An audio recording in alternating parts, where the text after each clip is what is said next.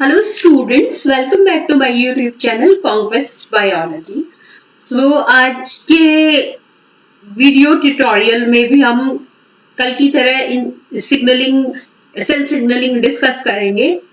तो आज हम डिस्कस करेंगे आरटीके सिग्नलिंग का एक example which is insulin signalling. सो जो इंसुलिन हार्मोन होता है उसके जो रिसेप्टर्स होते हैं वो आरटीके रिसेप्टर्स होते हैं, receptor tyrosine kinase. So first of all insulin receptors जो होते हैं वो इंसुलिन रिस्पॉन्सिव सेल्स के ऊपर ही एक्सप्रेस होते हैं ज्यादा, which are muscle cells and adipose tissues, क्योंकि यहीं पे ग्लाइकोजन वो होता है, स्टोर होता है।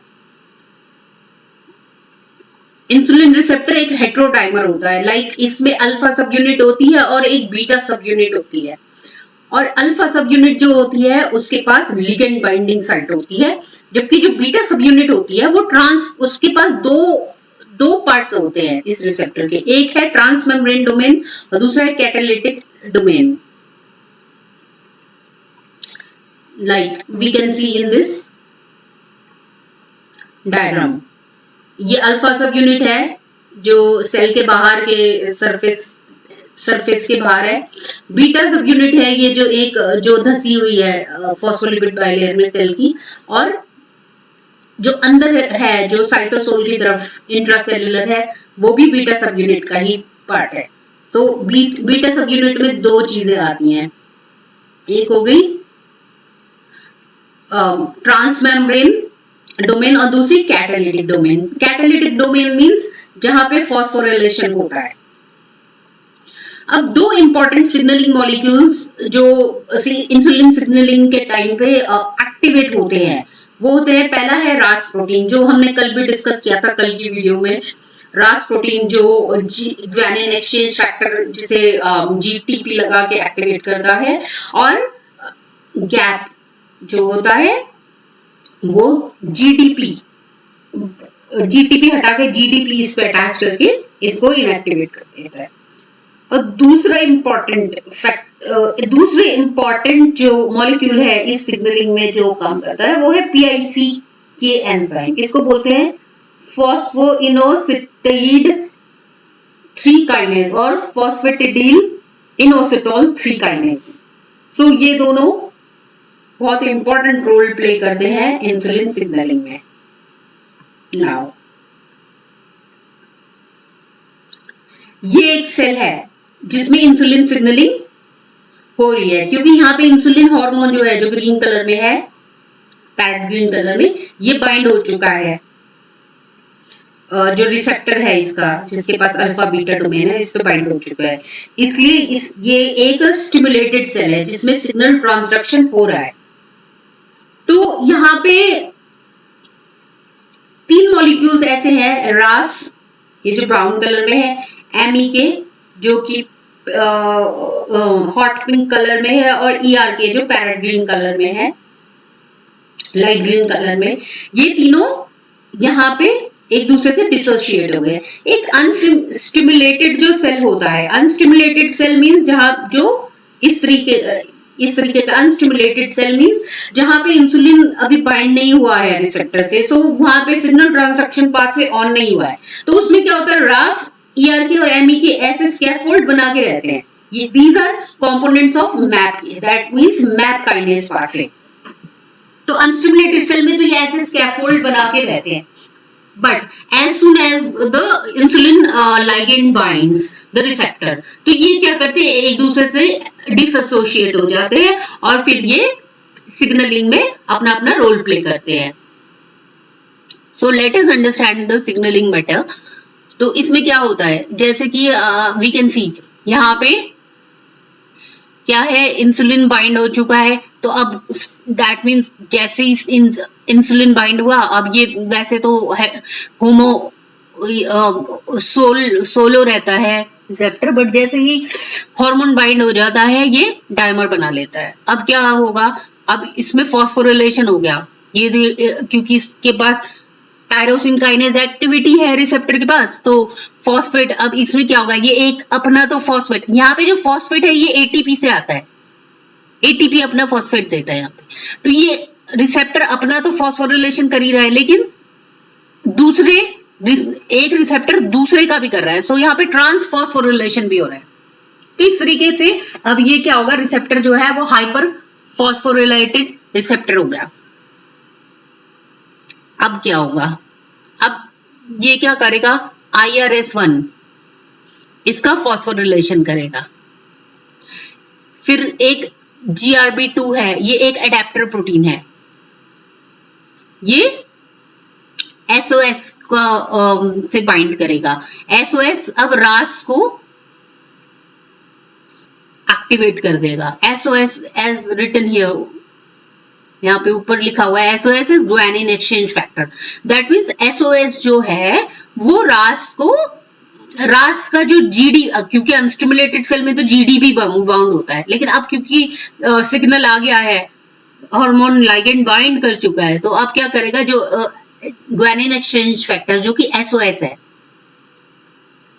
ये क्या करेगा, रास को एक्टिवेट कर देगा, मतलब वो GDP हटा के GTP पे अटैच कर देगा।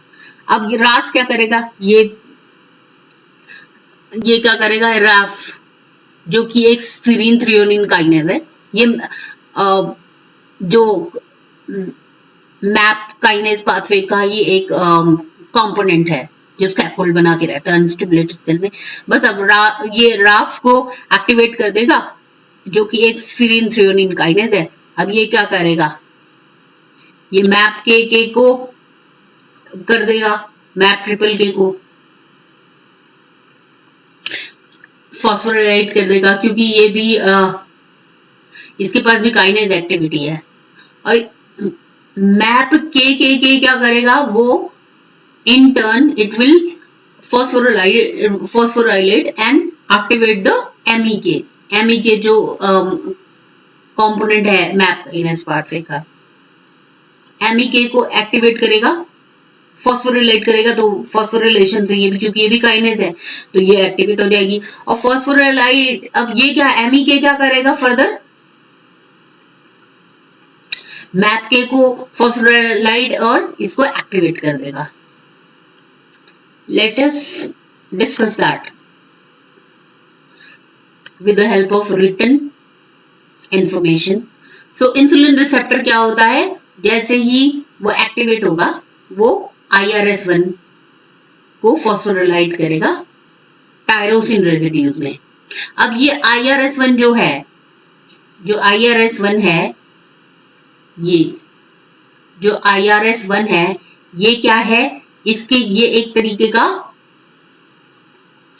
ये प्रोटीन होता है, इसके पास SH2 डोमेन है और इसके पास टायरोसिन रेजिड्यूज, और फॉस्फोराइलाइड करेगा टायरोसिन रेजिड्यू पे, जो अमीनो एसिड होगा टायरोसिन, तो उसके पास SH2 डोमेन होती है। ये कंजर्व्ड रीजन होते हैं किसी भी प्रोटीन के पास, डोमेन मतलब उसके पास कुछ ना कुछ कंजर्व्ड रीजन्स होते हैं, वो हर इसकी फैमिली के जितने भी प्रोटीन होंगे उनमें कॉमन होंगे। अब SH2 डोमेन बताइए है, कल भी हमने डिस्कस किया था, इनकी एफिनिटी होती है बहुत ज्यादा फॉस्फोराइलेटेड मॉलिक्यूल से बाइंड करने की। तो IRS1 contains SH2 domain and therefore has very high affinity for phosphorylated receptor। तो क्योंकि SH2 डोमेन थी इसलिए रिसेप्टर, क्योंकि फॉस्फोराइलेशन तो हुआ ही था रिसेप्टर का, तो इसकी बहुत एफिनिटी थी, तो अब इसलिए ये भी एक्टिवेट हो गया। Phosphorylated IRS1 interacts with an adapter protein known as GRB2, और GRB2 जो है उसके पास SH2 और SH3 डोमेन्स, दोनों डोमेन्स है। This is GRB2 in orange colour. तो अब उसने इसको फॉस्फोराइलेट कर दिया। अब क्योंकि इसके पास भी SH2 और SH3 डोमेन है तो इसकी भी एफिनिटी होगी फॉस्फोराइलेटेड मॉलिक्यूल से, तो बस ये भी एक्टिवेट होगा। अब क्या होगा, अब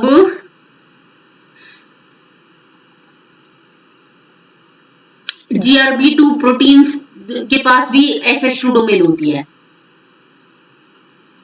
तो ये क्या करेगा,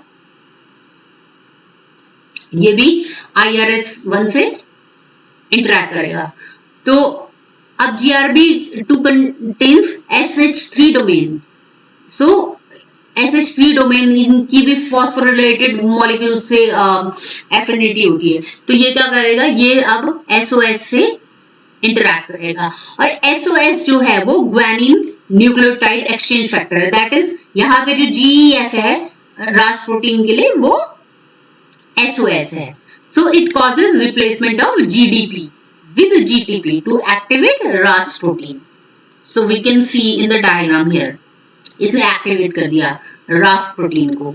ये रास प्रोटीन जो है प्रेनाइल और पार्मेटाइल ग्रुप की हेल्प से ये फैटी चेन होती है बेसिकली, तो क्योंकि फॉस्फोलिपिड बाइलेयर भी फैटी लिपिड की बनी होती है, तो ये इस तरीके से इसको अटैच करके रखता है। अब रास जो है अब वो एक्टिवेट हो गया, अब ये क्या करेगा, राफ को एक्टिवेट करेगा, राफ RAF, जो कि वो भी एक सीरीन थ्रियोनिन काइनेज है। तो राफ को ये रास प्रोटीन जो है वो इसके एंड टर्मिनल एंड पे से इंटरैक्ट करता है और इसका कॉन्फर्मेशन चेंज कर देता है।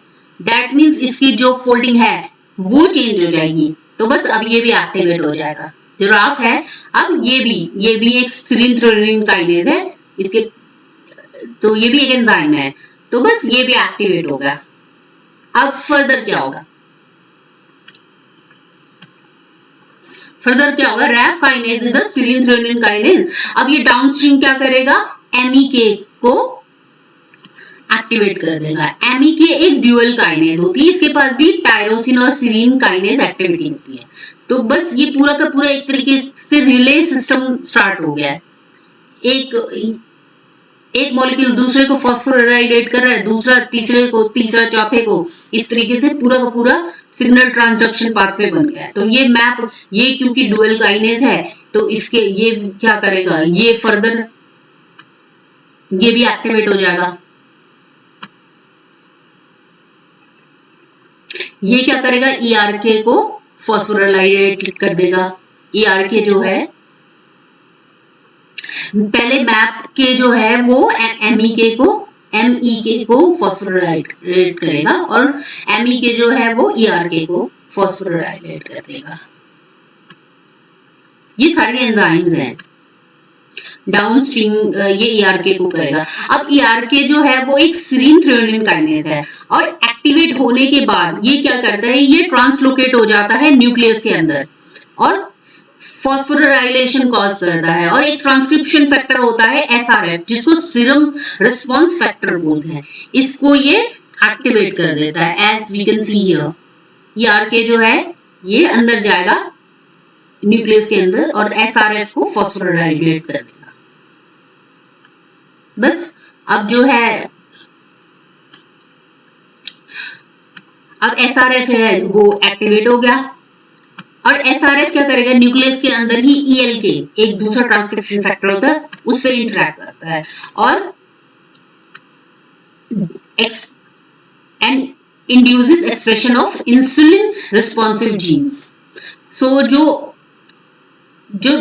DNA में, न्यूक्लियस के अंदर जो DNA है उसमें जो इंसुलिन रिस्पॉन्सिव जीन्स होते हैं ना, ये उनका एक्सप्रेशन ट्रिगर कर देता है। दोनों मिलके SRF और ELK दोनों मिलके, as we can see here, SRF और ELK दोनों कंबाइंड होके अब न्यूक्लियस के अंदर ही DNA में स्पेसिफिकली उन्हीं जीन्स को ये एक्सप्रेस करेंगे, उनका ही एक्सप्रेशन इंड्यूस कराएंगे जो कि इंसुलिन से, जो इंसुलिन रेस्पॉन्सिव जीन्स होंगे बेसिकली, जैसे कि ग्लाइकोलाइटिक जीन्स जो ग्लाइकोलाइसिस कॉज करते हैं, या फिर ग्लाइकोजन सिंथेसिस जीन, या फिर GLUT4। जैसे हमें पता ही है ग्लूट मॉलिक्यूल 4 तरीके के होते हैं, GLUT1, GLUT2, GLUT3, GLUT4।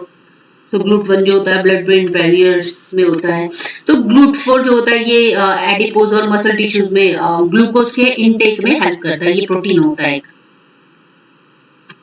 अब क्या होगा, जो GLUT4 है वो एक इंसुलिन डिपेंडेंट ग्लूकोज ट्रांसपोर्टर है। जब ये सेल मेम्ब्रेन के ऊपर रिक्रूट होगा तभी ग्लूकोज अंदर आ सकता है। तो इस पूरी सिग्नलिंग का मेन क्या, उसका मोटो यही था कि GLUT4 जो है वो आके जो फॉस्फोलिपिड बायलेयर है उस पे रिक्रूट हो जाए, और तभी ये फैसिलिटेट करेगा डिफ्यूजन, लाइक ग्लूकोज अंदर आए उसके लिए काम करेगा. It will cause diffusion or large uptake of glucose molecule into the cell, as we can see here in the diagram. ये secretory vesicles जो है ये GLUT4 को लेके जा रही हैं. अब GLUT4 जो है वो उसका रिक्रूटमेंट हो गया है प्लाज्मा मेम्ब्रेन के ऊपर जो ब्रिंजल कलर में है. बस अब ये एक बार जब यहाँ पे रिक्रूट हो गया, बस अब ज्यादा से ज्यादा ग्लूकोज को अंदर ले लेगा क्योंकि ब्लड में ज्यादा है, तो इसलिए सेल में वो सिंपल डिफ्यूजन से, क्योंकि यहाँ पे पार्शियल इसका ग्रेडियंट कम है ग्लूकोज का, तो और लेकिन ब्लड में ज्यादा है, तो बाहर से सेल के अंदर ये पैसिवली ये अंदर खुद से ही बिना एनर्जी खर्च किए अपने आप से ही अंदर आ जाएगा.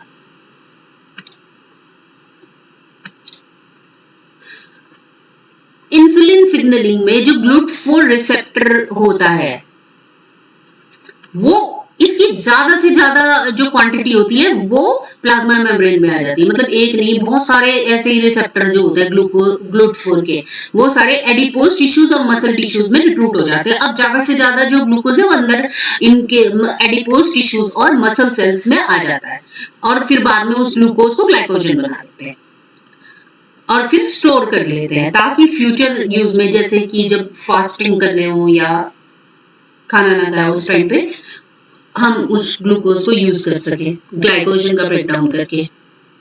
So the main function of GLUT4 is to carry out large influx of glucose into the cell. Phosphate donor, as I already said, इस सिग्नलिंग में जो phosphate donor है वो ATP है, और जो अनस्टिमुलेटेड सेल होता है लाइक जिसमें इंसुलिन अभी लाइगेंड ने बाइंड नहीं किया एडिपोज और मसल सेल में, तो उसमें क्या होता है जो मैप काइनेस पाथवे के जो कंपोनेंट्स होते हैं ना, RAF, MEK and ERK, they are held together in a scaffold. वो एक स्कैफोल्ड बना के रहते हैं प्लाज्मा मेम्ब्रेन के पास में, मतलब उसी से अटैच रहते हैं. और जैसे ही इंसुलिन बाइंड करता है रिसेप्टर पे, अब क्या होता है, RAS प्रोटीन एक्टिवेट हो जाता है, जैसे कि हमने देख लिया अभी पाथवे. तो ये जो कंपोनेंट्स होती हैं आपस से डिसएग्रीगेट हो जाते हैं, एक दूसरे से डिसोशिएट हो जाते हैं एक दूसरे.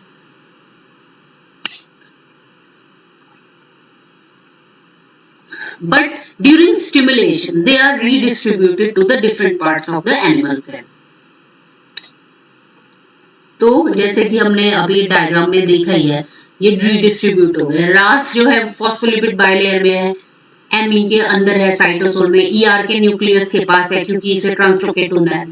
तो इस तरीके से ये डिसोशिएट हो जाते हैं जैसे ही सिग्नलिंग स्टार्ट होती है. और अदरवाइज अनस्टिमुलेटेड सेल में जहां पर रिसेप्टर अभी एक्टिवेटेड नहीं है आर्टिक इंसुलिन का, वहां पे ये ऐसे स्कैफोल्ड बना के रहते हैं फॉस्फोलिपिड बाइलेयर के पास में. सो